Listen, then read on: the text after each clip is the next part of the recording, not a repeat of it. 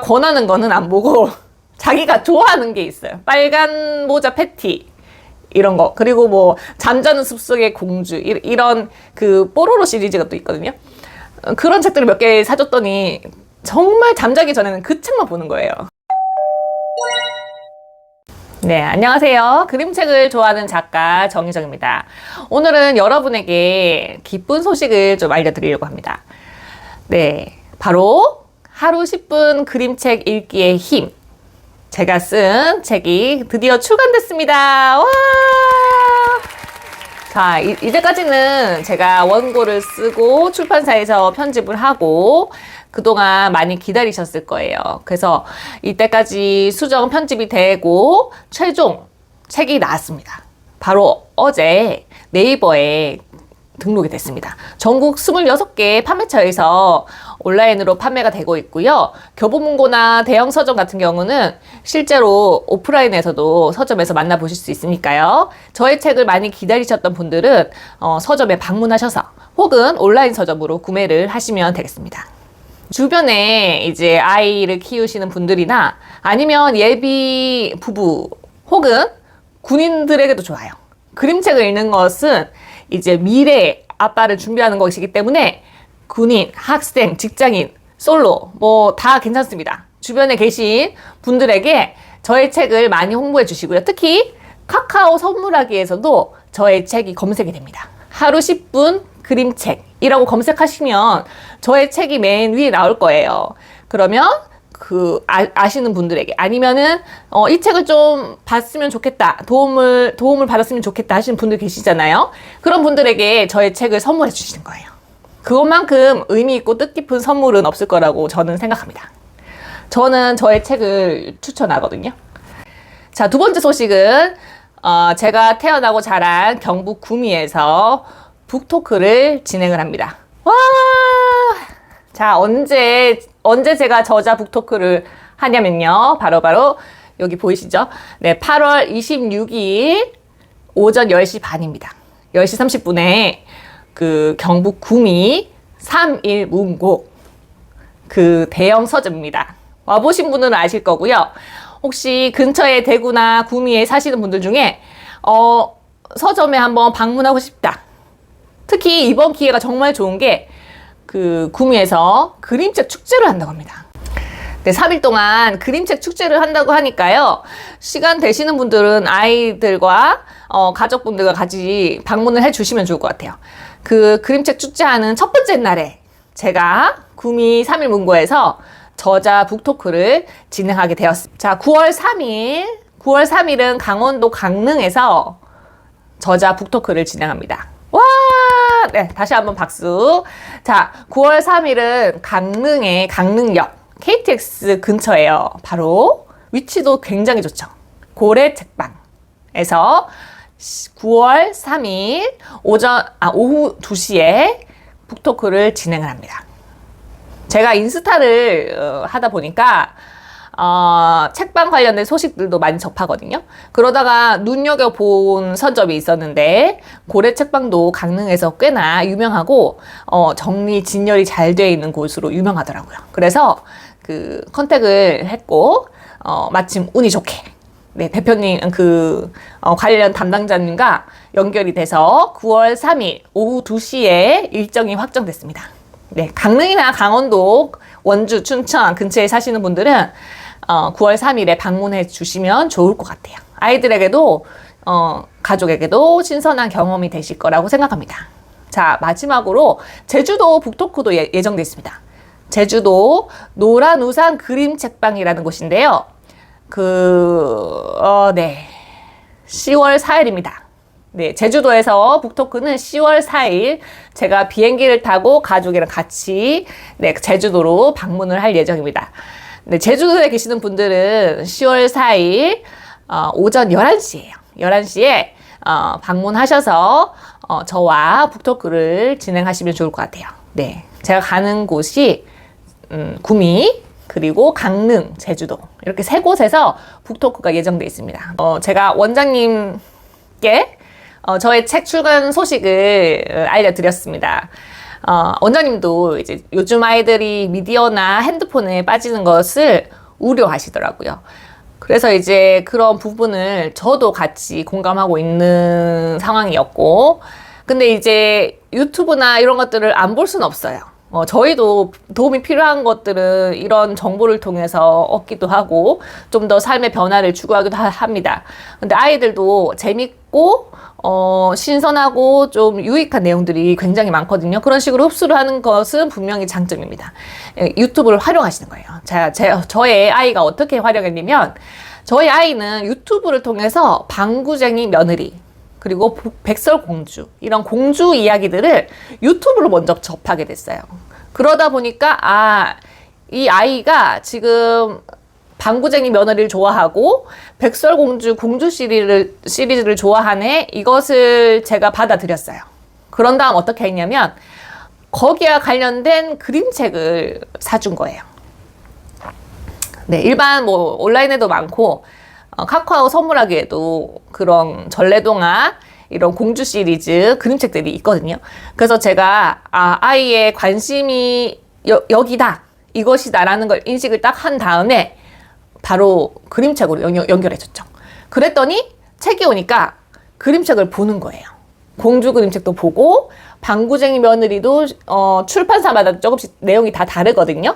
그림도 조금씩 다르고 색감이나 내용도 조금씩 달라요. 그래서 출판사마다 한 2-3개, 뭐 5개 내외로 다른 것들을 조금 사줬더니 아이가 그 출판사마다 다른 것들을 좀 보면서 아이돌보이 선생님이 집에 계시니까 같이 읽으면서 그렇게 익숙해지는 거예요. 그래서 그런 식으로 무조건 차단하지는 말고 당연히 이제 시간은 정해주시는 게 좋겠죠. 하루에 뭐 30분, 1시간 보고 끄고 이렇게 조금 절제하는 시간은 가지시는 게 좋고, 어차피 유튜브를 볼 거라면 유튜브랑 그림책이랑 연결을 해주시는 거예요.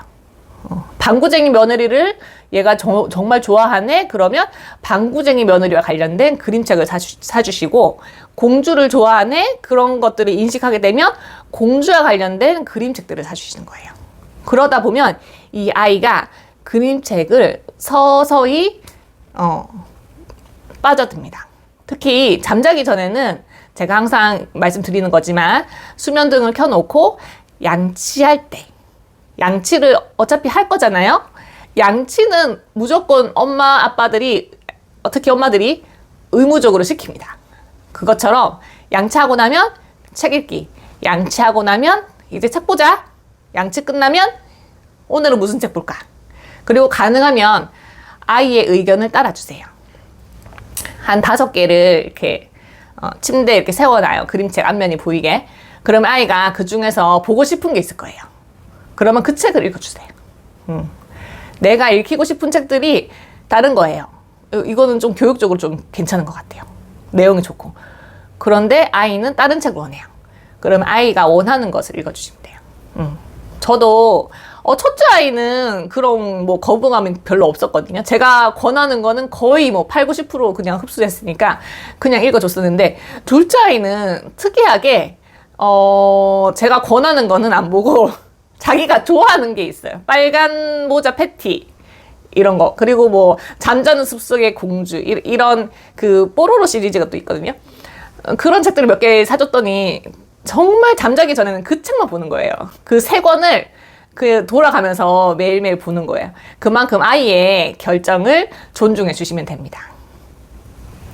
저희 첫째 아이가 12살이에요. 12살. 12살인데 초등학생 5학년이죠. 그래서 최근에 어떤 일이 있었냐면, 이때까지는 엉덩이 탐정, 뭐 엄마는 단짝 친구, 아니면 자기가 좋아하는 애니메이션 되게 많아요. 뭐 주술회전 같은 거. 그런 것들만 정말 보더니, 언젠가 엄마 소설책이 보고 싶어 이렇게 얘기하는 거예요. 그래서 제가 다른 분이 쓴 책을 통해서 구입한 책이 있었어요. 환상의 빛이라는 책이에요.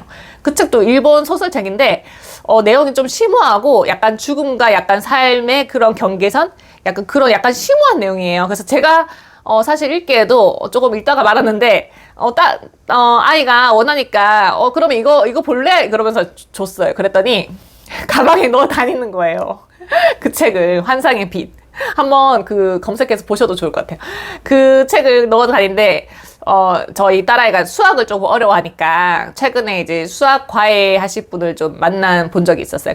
그래가지고 어떤 책을 좋아하니 뭐 그런 식으로 면담식으로 했죠. 어떤 카페에서 그랬는데 이제 아이가 가방에서 책 하나를 꺼내는데 그게 전에 제가 추천해줬던 그 환상의 빛인 거예요. 아, 그거를 그 가방에서 꺼내는데 얼마나 웃기던지, 그리고 되게, 뭐라 그래야 되지? 좀 있어 보인다 그래야 되나? 좀 대견하기도 하고.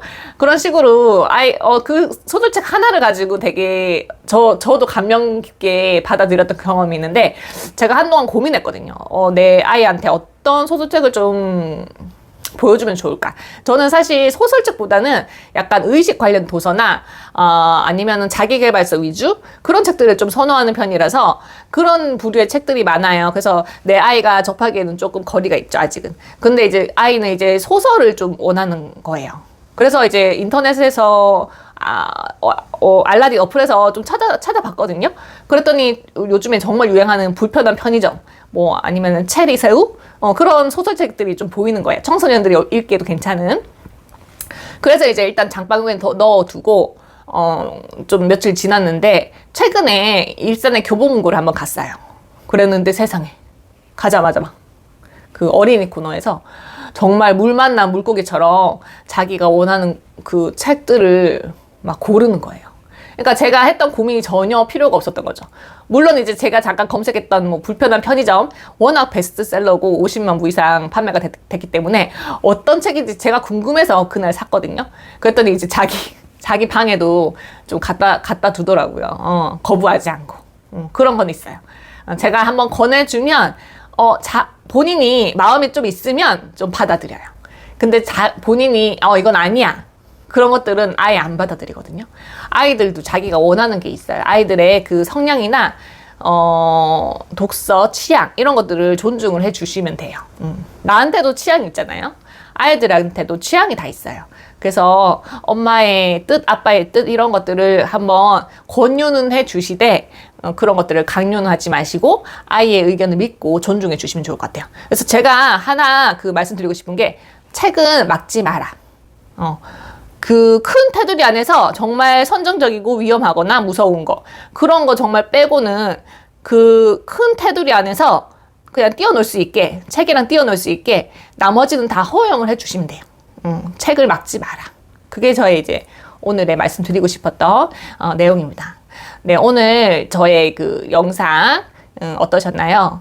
오늘은 제가 이제 출간된 기념을 함께 나누고 싶어서 영상을 찍었고, 그리고 저의 북토크 소식도 알려드리고 싶었습니다. 그리고 어린 유아들은 양치하듯이 책을 많이 읽어주시면 되고, 매일 5분, 10분이라도 읽어주시면 되고, 그리고 이제 큰 아이들 같은 경우는 일단 시간을 많이 허용해 줬는지, 좀 여유 시간이 많아야지 책에도 관심을 가지거든요. 그것만 좀 파악해 주시면 좋을 것 같아요. 오늘 여기까지고요. 다음에도 좋은 영상으로 찾아뵐게요. 감사합니다.